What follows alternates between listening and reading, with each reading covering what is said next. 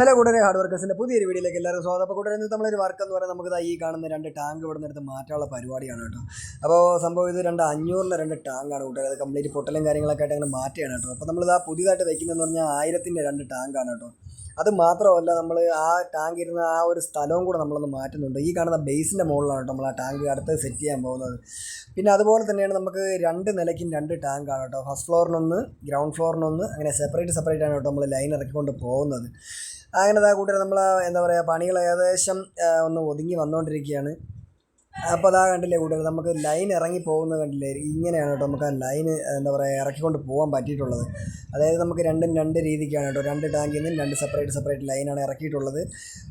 പിന്നെ ഇതിൽ നമുക്ക് ഒരു ടാങ്കിന് വന്നിട്ട് 3 കണക്ഷനാണ് കേട്ടോ, 3 ലൈനാണ്. അതായത് ഒന്ന് ടാങ്കിൽ നിന്ന് ഇറങ്ങുന്ന ലൈന്, ഒന്ന് പമ്പ് ലൈന്, ഒന്ന് കോർപ്പറേഷൻ വാട്ടർ ലൈനാണ് കേട്ടോ. പിന്നെ മുകളിലേക്ക് നമ്മളൊരു ടാപ്പിൻ്റെ പോയിൻ്റ് കൊടുത്തിട്ടുണ്ട്. അതും ഫസ്റ്റ് ഫ്ലോറിലുള്ള ടാങ്കാണ് കേട്ടോ നമ്മൾ കൊടുത്തിട്ടുള്ള ടാപ്പിന്. പിന്നെ കുറച്ച് ക്രോസും കാര്യങ്ങളൊക്കെ ഉണ്ട്. എന്നാലും നമ്മൾ കറക്റ്റായിട്ട് കൊണ്ടുവന്ന് പഴയ ലൈനോട് കണക്ട് ചെയ്തിട്ടുണ്ട്. അപ്പോൾ കൂട്ടരെ, ബൈ ബൈ.